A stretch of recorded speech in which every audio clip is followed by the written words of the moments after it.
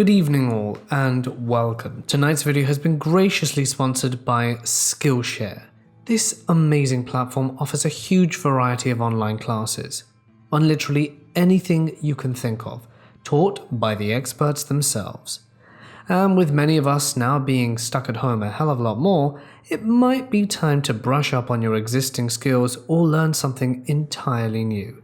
Be productive, make the most of your time like me. I've been learning Tai Chi from the Aquarius Academy, and I think I'm really starting to get somewhere now. If anyone else is interested, I highly recommend them. There are so many classes you can do, so go nuts and learn everything you possibly can. The first 1,000 people who click the link in my description will get a free trial of Skillshare Premium, so hurry up because this won't last longer than a few days. But for now, it's time to get comfortable and let the darkness take control. I don't know what compelled me to finally share this, but I have been thinking about it a lot the past few days, and thought that it would fit quite well here. When I was about 8 years old, my parents were going through a divorce, and me and my older sister used to spend a lot of our time at our grandparents' house. It's a long ranch-style home on a corner of a very nice neighborhood. That's a 10-minute walk away from a gas station, grocery store, and a few fast food restaurants. The streets are long and lined with well-manicured houses, cradled by big, scenic California Valley hills all around. We were never very wealthy, but my grandparents bought it as a fixer-upper many years ago, and the property value had skyrocketed since then. As you can imagine, it's a very safe spot, and although there weren't many other kids in the neighborhood, it wasn't uncommon to see neighbors walking their dogs or pushing strollers down the sidewalk of our house. Although my mum was especially protective all our lives, this particular neighborhood was densely populated, and my family knew just about everyone who lived there. She grew up in that neighborhood herself, so she was understandably trusting. She would once in a while let me and my sister walk to the Rotten Robbie gas station on the other side of the block to grab a snack. I would always get a ring pop, and my sister would grab a Three Musketeer before we made our way back home. My sister was around 11 at the time, and this small amount of freedom was a really big deal to us. Nothing compared to walking down that street all by ourselves in the summertime, laughing and joking around, a few dollar bills in our pocket, and I felt like I owned the world. The one oddity I never noticed around the neighborhood was a small camper parked on the side of the road opposite to the gas station, right along the back side of the fence of another house. It sat there in the shade like a permanent fixture, all the windows constantly covered by opaque beige curtains. I can't explain why, but it always gave me this deep sense of foreboding when I'd pass it. I was almost positive someone was living inside it, because at times I'd hear the air conditioning running as it sat stagnant at the same spot. The hairs on my neck would always stand on end as I passed it, particularly as I passed the camper door, and I'd always keep an eye on it for the fear that one day it would swing open, just as I came to pass by. I think what bothered me the most was a drawing taped to the door from the inside.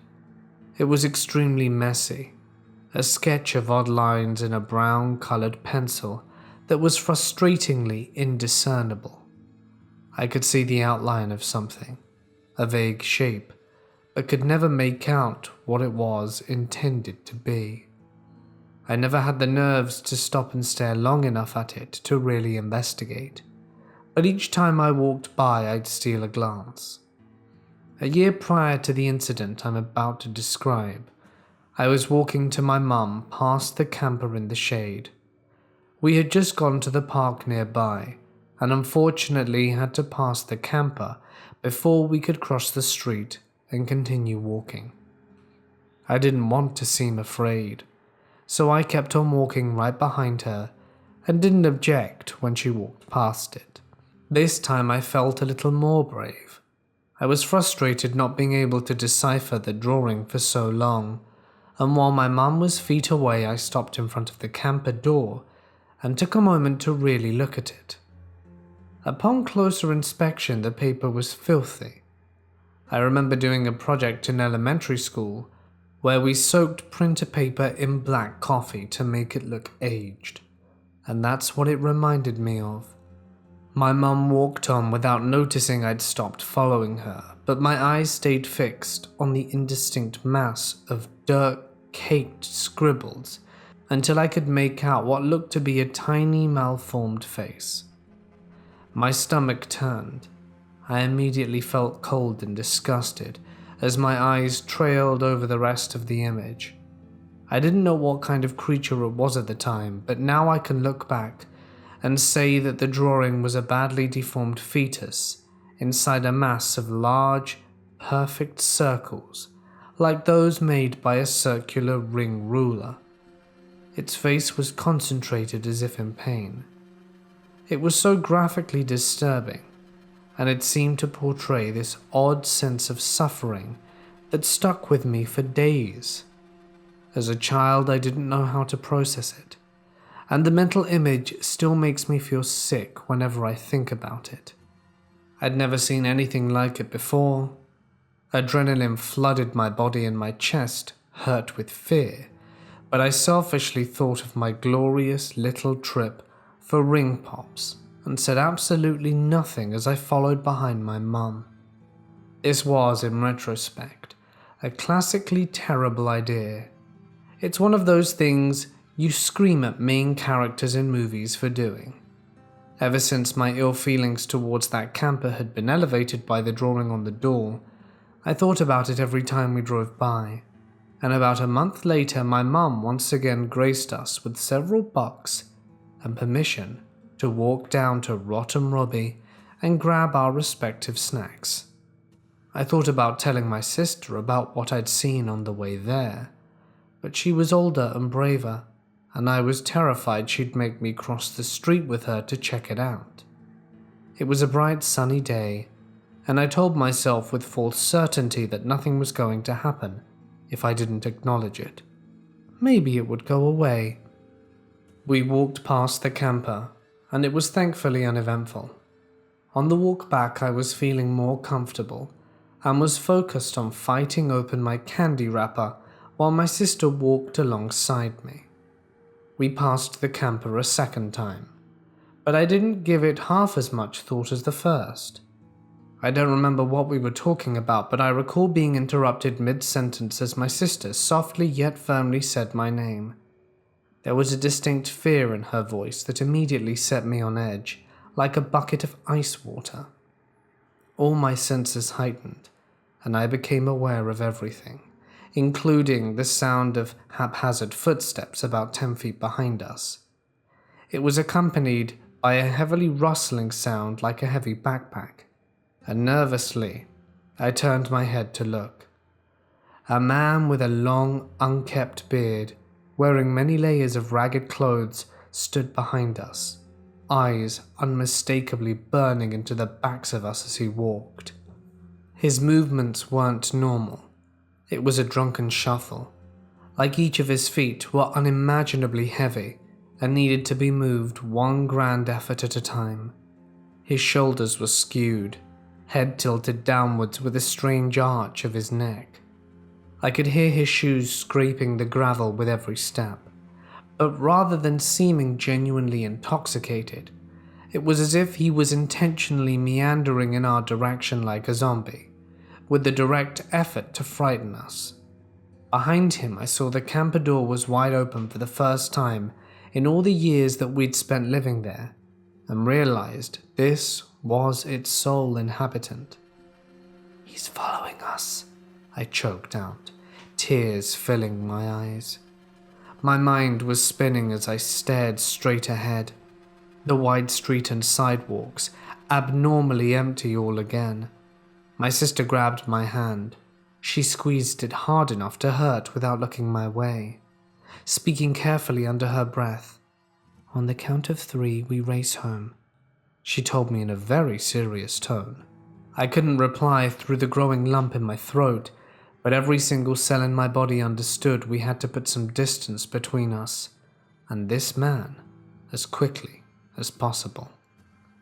She began to count steadily while we walked faster, and the most terrifying part is that she started running before we even had a chance to. He must have heard her directions to me and tried to get a head start by sprinting in our direction before she got to 3. But his footsteps were noisy, and we bolted like deer the instant we heard him behind us. I'll never forget it. The chase felt exactly like how you imagine in your nightmares. The fear, your pursuer inches away from grabbing your arm or a fistful of your hair.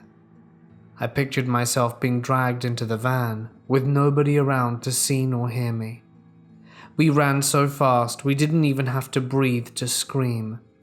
And peering back behind me, about 10 seconds later, I saw him running in our direction with absolutely none of the impairment he showed with those zombie-like steps just moments before.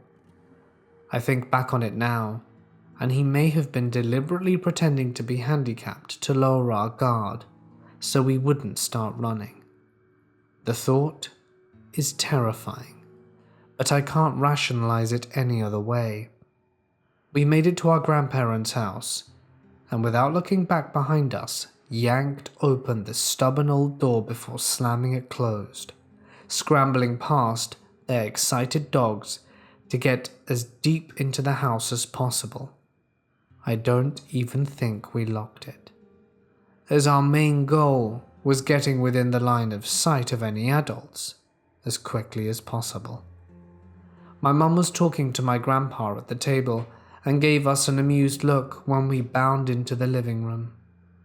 Since we were the kids, running around wasn't anything out of the ordinary, and she didn't ask what happened as we collapsed on the couch and tried to catch our breath. The inside of the house felt so safe and felt in such good spirits that I didn't even want to bring up what had just happened, like waking up from a nightmare you didn't want to talk about. I was desperate to go back to normalcy. I wanted to forget it entirely, to unwrap my candy and act like everything was completely normal for the sake of my own sanity. And that's exactly what I did. I asked my sister a few years back if she remembered this incident. I'm 25 and she's 28, and her response was strange.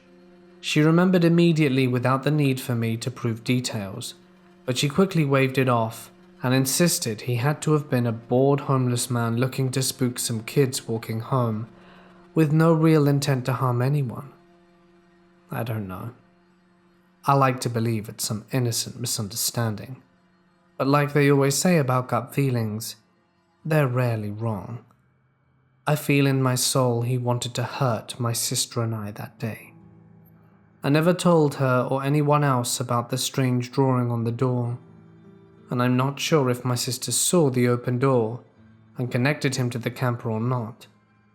It's one of my biggest regrets, as I would hate for any other children to have been less fortunate after innocently walking past the camper in the shade.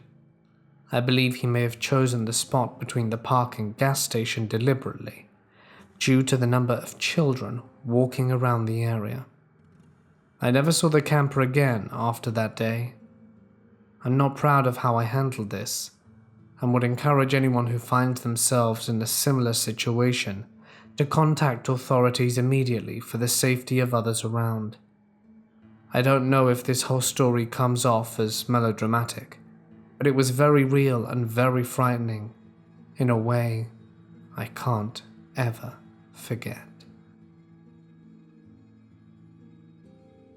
This was back in 2014. I had moved off campus into a really nice part of town. I was in junior college, and this was my first time living on my own. Campus was only 2 miles away, and I would often walk back home from campus. I would take the bus or catch a ride with a friend to campus. I walked home because my schedule ending never quite matched up with the bus schedule, and my friend finished 2 hours before my daily schedule did. I was used to walking the 2 miles to my apartment. I never thought anything of it, because I walked right through the busy area of town, along the second main road, so there were always people around. My apartment was actually a stone's throw away from the most popular frozen custard shop in the area. Every night, the parking lot would be packed. I'm walking home as usual, get to the frozen custard shop and notice there's a lot of people tonight. It was just something I've always noticed and paid attention to. All of a sudden, a huge red truck pulls up behind me. I'm caught off guard because I have my headphones in, and it takes about 30 minutes to an hour to walk home, so I'm usually just listening to music or talking on the phone. I stop to take my headphones out to look at the truck. This man is dressed like a country singer and sitting in the driver's seat. He looks at me and asks me where the mall is, and I point him in the direction of it. He says, "I've been down that way. I'm a photographer, and I'm supposed to be doing a photo shoot at a bar behind the mall. I've lived in this town going on 3 years now, and I know where all the bars are located. It makes it easy when they're on the same street." I explained to him there are no bars by the mall, they're all on Philly Street, and he continued to insist there is a bar behind the mall. All of a sudden he just changes. He looks at me and asks me to step back, so I did. He looked me over and asked me how tall I was. I told him 5'7".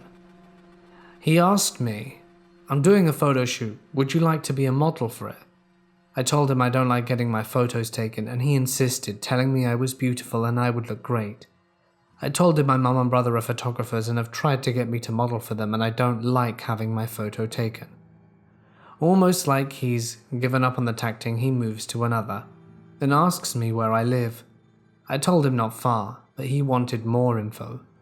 I pointed in the vague vicinity of my apartment, making a point, not to an actual point at all. This dude then asks me if I want a ride. I told him, no, it's not far, I'll be fine. He kept insisting I let him give me a ride home, and I kept telling him no, stepping further away from the truck. He then out of nowhere asked me how he would get to the mall, and I told him to take the road down. Go down the road, turn left, the mall will be on your left. He thanked me and began driving off, and I walked slowly to my apartment.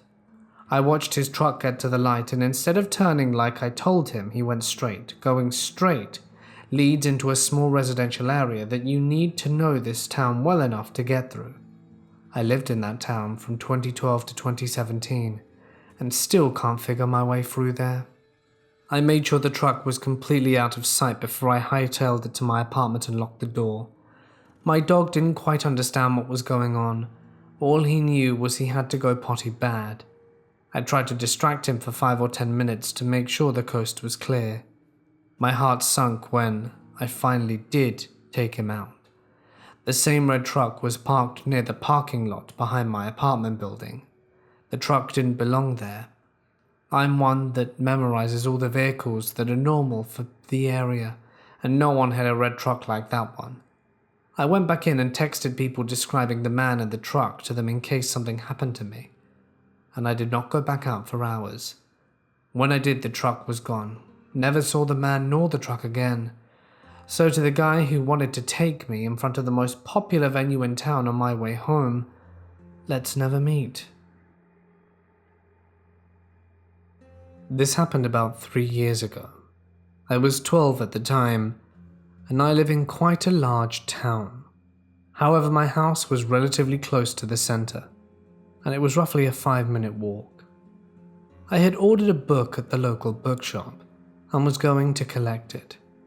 Despite being quite young, my parents were fine with me going by myself and quite often asked me to run some errands for them. However, this time it was just an in and out trip. My town is relatively quiet for its size and is mainly full of elderly people. Plus, the clothing I was wearing was not very suggestive. It was jeans and a shirt with long sleeves, and it was cropped slightly. I had a handbag and was wearing headphones, and was in no way looking to spark conversation. However, on my way back home, this scrappy-looking guy who looked like he was in his late teens/early 20s, approached me. Keep in mind, my social skills are awful. I get freaked out if someone offers me samples in town, so the fact this dude was starting to make conversation with me triggered something in my brain to avoid the conversation at all costs. I pretended I didn't see him and walked past, but he continued to follow me and ponder questions.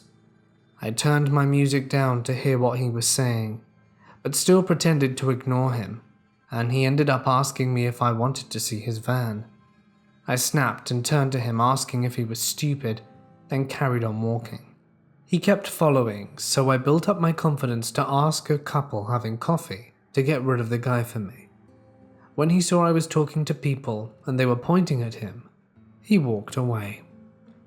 I thought that was the end of it, but I took a slightly longer route home just in case. As luck would have it, I walked down a long stretch of road and saw him at the very end, wandering around a small green. I suppose he saw me too, and he turned and started advancing towards me. I picked up the pace and sprinted to the gas station, run by this lovely dude who me and my older sister have had many run-ins with, and when I got there I told the guy everything that happened and he gave me the phone to try and call my dad. There was only a short way between the gas station and my house, but I was terrified going out. My dad answered the phone and I started telling him what happened, and that's when something broke out. I burst into tears, which slightly took me by surprise as I was not an easy crier. A little while later my dad came and collected me, and the shopkeeper told him what happened. We went home, my dad called the police, and we later found the guy wandering around said gas station. I hate to think what would have happened if anything had happened differently, and I hope to never see him again. One night in April of last year, I was home alone and craving some chips. Fortunately, there was a gas station near my mum's house, about a 5-minute walk away. I struggled with binge eating disorder, but I have it under control now, so my parents tried to keep junk food out of the house to prevent me from binging on it. So what I would do is wait for them to go to my brother's hockey practice or game and buy snacks from the gas station and hide the garbage in my room. As I was walking to this store, it was quite dark outside. It was roughly 8 p.m. and everything went normally. I found a bag of chips, paid for it, and started to make my way back. I live in a suburban neighborhood where the roads are generally not busy all of the time, especially at night. But to get to the gas station I had to walk down a busy main road, so cars were a common sight at any time. When I turned onto my mum's street, as it connects to the main road, I saw a dark van with tinted windows slowly follow behind me. 30 seconds later it pulled up, and a man rolled down the window. It was dark and I couldn't pick out any of the man's features, but the tone of his voice made him sound like he was in his 30s. He said something along the lines of, "Hey, my dog Chucky ran off and I'm looking for him. He's a golden retriever, have you seen him?" "No, sorry," I responded. "That's alright. Say, do you want to hop in and help me look for him? It'd be a big help." "I'm busy tonight," I lied. This was a very friendly neighborhood, and missing pets were a common occurrence, so I saw nothing wrong with what he was saying. The only reason why I said no was because I was honestly feeling lazy and just wanted to eat chips. To me, there was nothing off or wrong about the encounter. He thanked me anyway and drove off, and I got home a few seconds later, locked the door behind me, and enjoyed the chips in my room. A few days later, I was telling my friend in art class about what happened, just casually bringing it up. At the time, I still saw nothing wrong, until suddenly one of my friends who lives in my neighborhood, Kira, seemed to freeze up. "He drove a black van?" she asked. "Yes," I responded. I didn't know where she was going with that. "I saw him the other night. He told me the same thing about the dog, except when I said no, he opened the door and tried to grab me." That's when the realization sank in. What would have happened if I'd have agreed to help him? What would my parents do if I'd have never have come home? Kira wasn't a track team and I wasn't. What would have happened if he had tried to grab me or chase me? I was lucky he didn't. I felt sick and ended up having a bad rest of art class. To this day, I never go on walks when it's dark, out alone. I'll start this off by stating that at the time of this incident I was 10. This was about 30 years ago, and I've only explained the situation to my mum, but didn't tell her until years later. I'm ashamed of my actions because I knew better. I was in 4th grade. At this time my parents had very little money, but were trying their best to have a roof over our heads. Even though I was a kid, I understood the financial pressures they were having, which was why I didn't ask for anything. This particular morning as I was walking to school, I was approaching a car parked across the street from the school. This car was parked with the passenger side against the curb. The front passenger side door was open all the way, and as I walked by, I was curious and looked in the car. On the passenger side floor was a lot of quarters, probably around $10 to $20 worth. A man was sitting in the driver's seat with his arm in a cast. It reminded me of Ted Bundy. He saw me looking over and called to me. Here's where I knew better, but screwed up. I walked over and he asked me to help him pick up the quarters on the floor and put them in a cup he had. He said they fell out the cup and he couldn't pick them up himself because of his arm. I thought that if I'd help, he might give me some quarters for helping. Again, I'm a kid, and we're really poor, and I just wanted a few quarters so I could get a soda from the vending machine at school. I helped pick up the quarters and put them in the cup. I was kneeling on the sidewalk, halfway in and halfway out of the car. I remember looking behind me and seeing mothers walking their kids to school, and a few of them looked frightened for me but kept walking, bringing their kids closer to them as they passed by. I finished picking up the quarters and the man said, "My God, what a good helper you are. How about you hop in the car and I take you for some ice cream?"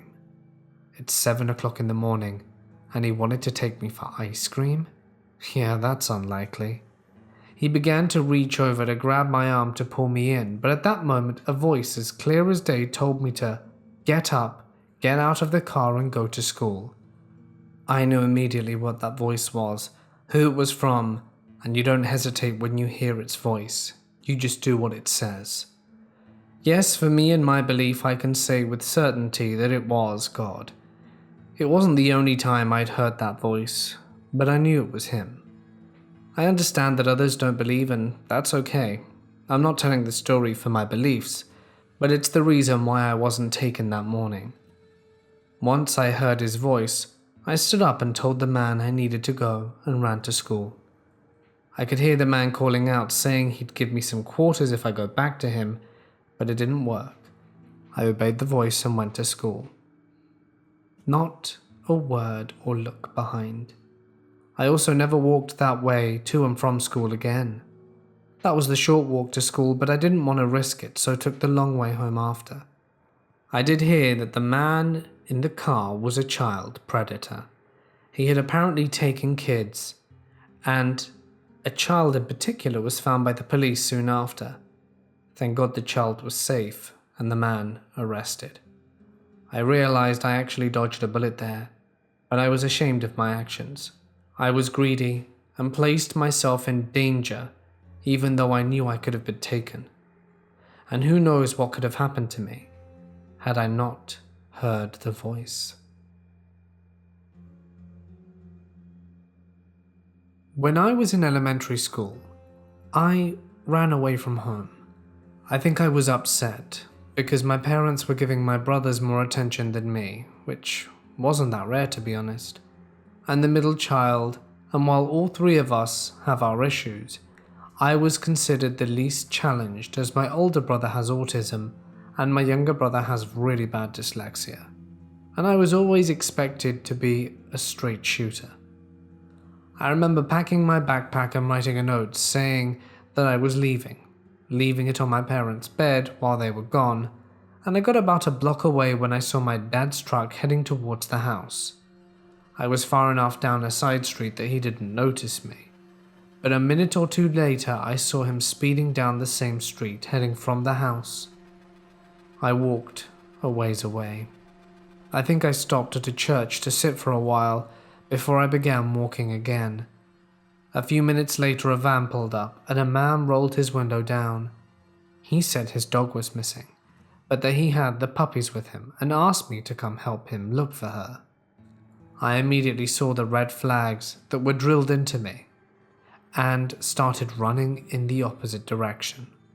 My dad would sometimes do stranger danger drills with my brothers and I, and one of the situations was the two of us were in the car with him, and him telling my brothers and I that he had candy or something and asked them to come with me, and they screamed no and ran towards the house. I got to the gas station nearby and called my parents from there, and they came to collect me, and I remember seeing later on the news the picture of the man. I don't remember what his name was or what he was arrested for, but I remember how I felt when I saw his picture and my blood ran cold. I never ran away after that. I'm a 13-year-old boy, and I go to a sports club to practice badminton. One day after getting home from school, I got some rest and got ready to go to the practice.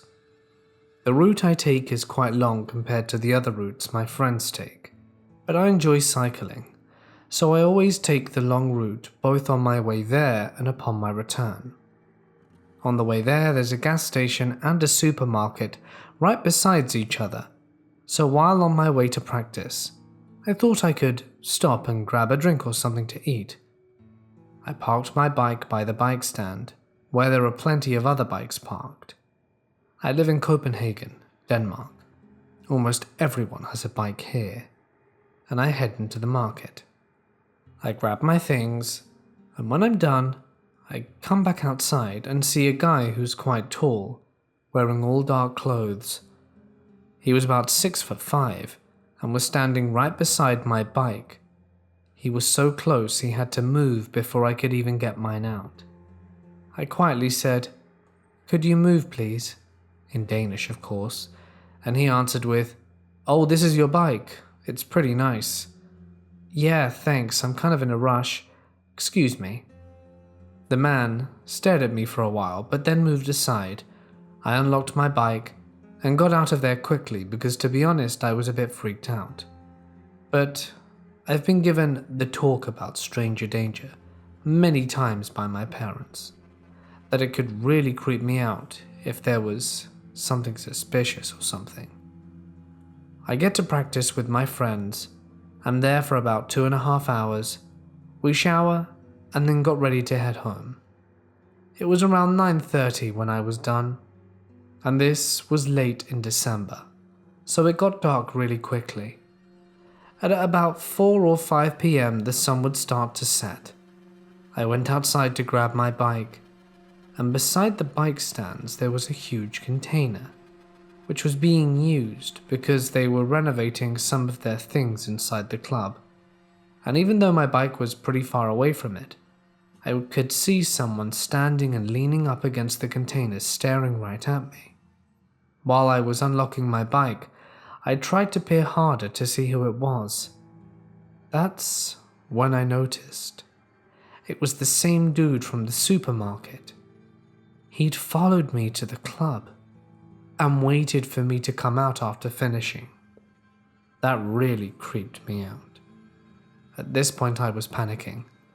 I felt the guy's intentions were not good, so I quickly unlocked my bike and began cycling fast.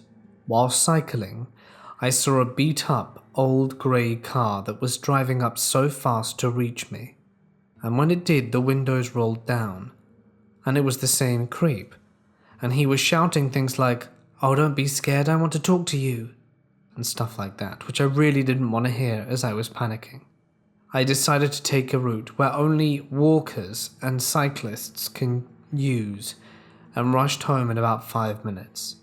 As I was entering my driveway, I couldn't see any cars drive past, and was very relieved, and happy that I thought I lost the guy. As I was locking the bike in the shed, I saw the exact same grey car driving up to my driveway. I was scared and paranoid that I ran for the front door and got inside and closed it. I went to our living room window where I could see who was walking up to our front door and saw the guy going up to the stairs to reach it. Seconds went by and he started trying to open the door, but as soon as he began banging on it, I called my mum, since there was no one else home at the time. Unfortunately, my mum picked up on the first ring and I began stuttering and telling her what happened. She told me to get a sharp utensil from the kitchen and hide in my room, and that she would call the police immediately.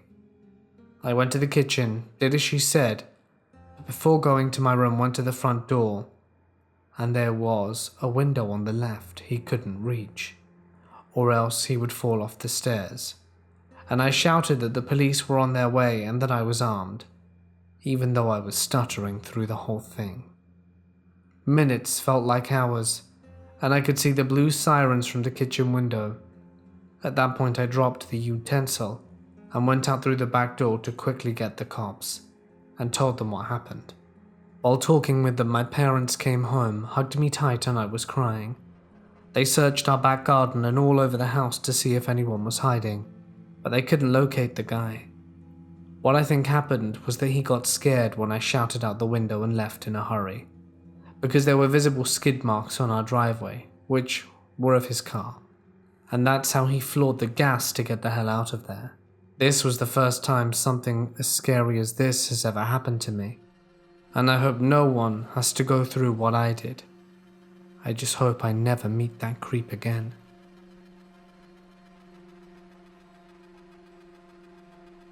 The trip by foot from my school to my home used to be 1 hour if I took the road, 15 minutes if I took the forest path. One day my two friends and I, who were 10 years old then, decided we'd take the forest shortcut. It had been raining recently, so there were only a few paths that weren't flooded. It looked more like a bog than a forest that day. Halfway through our walk home, we see this guy wearing a black hoodie. The hood is up, so we can't really see his face clearly. He's just standing there looking out at us with his hands in his pockets.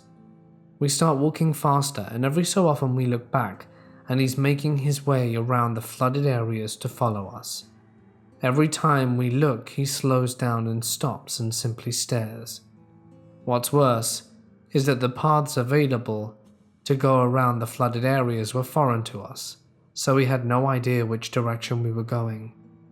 After looking back twice and seeing the guy slowing down and staring at us, we just sprinted out of there until we got to the road. Luckily, the road we exited the forest from was a main road that we were familiar with, and safely made our way back home.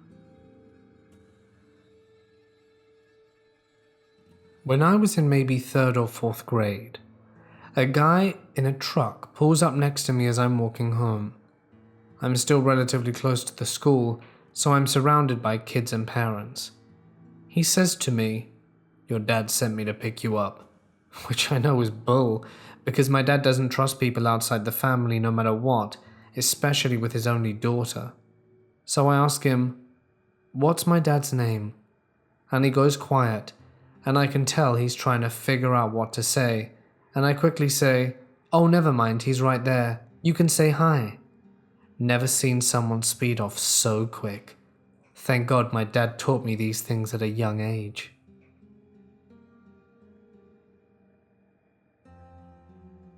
I often go out on night walks, at least once a week. I live in Europe, so it being 3 a.m. here, I live in a city, and right as I opened the door leading onto the street, I saw a man walking on the street right beside the door. He looked me dead in the face and began going in the direction I usually go, but he kept looking back at me and slowing down, so I decided to take another route, walking fast. I was glad to see that there are many streetlights on, so I powered on, listening to music, until I looked behind me and saw that he had been following me. When I walked towards people at the tram station, he switched to the other street side, but kept on following. I kinda hoped he would just go into the tram station, but he didn't. With him still following me, I walked quickly to the other entry. They were just 2 minutes apart, and kind of hid behind a wall. I could see how he was looking around, trying to figure out where I went. When he saw me, he just kept standing and watching, leaning against something. I messaged a friend who had been sleeping and decided since it was only 5 minutes away from home I should just return. I crossed the street and he began following me once more. His phone was at his ear, but he wasn't talking. I turned around, started walking in his direction, and he said something like, "Hey sweetie, where are you going?" "Why are you following me? You shouldn't do that, that's really creepy." He ignored this and asked where I was going. "Do you want to come with me, sweetie?" "No, quit following me." He kept standing there looking at me as I walked away. I know the encounter wasn't exactly horrific, but he did follow me up to my door, and it really creeped me out.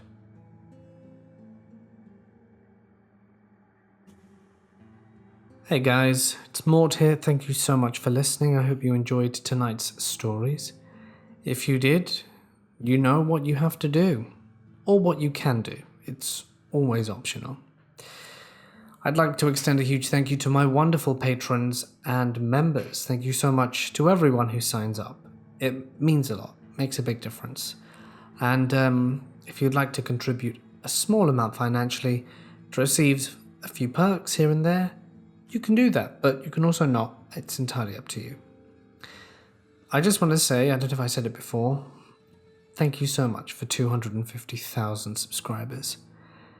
It really is quite a special thing for you guys to tune in nearly every night to new horror stories narrated by me. I'm really grateful to all of you. So thank you. And even though it's late to say, because Thanksgiving was a few days ago, I am grateful for each and every one of you, because you make it possible for me to tell stories, which is what I love doing. And I hope, we can keep doing this for many years. If there's a story that anyone would like to share, feel free to send it to me. The email address is in the description, or you can post it on my Reddit page. Either are fine. And if, you include enough detail and paragraphing and stuff, there's a very good chance it might find its way onto a video. So for now, it's time for me to sign off. Stay safe and awesome, and I'll see you in the next one.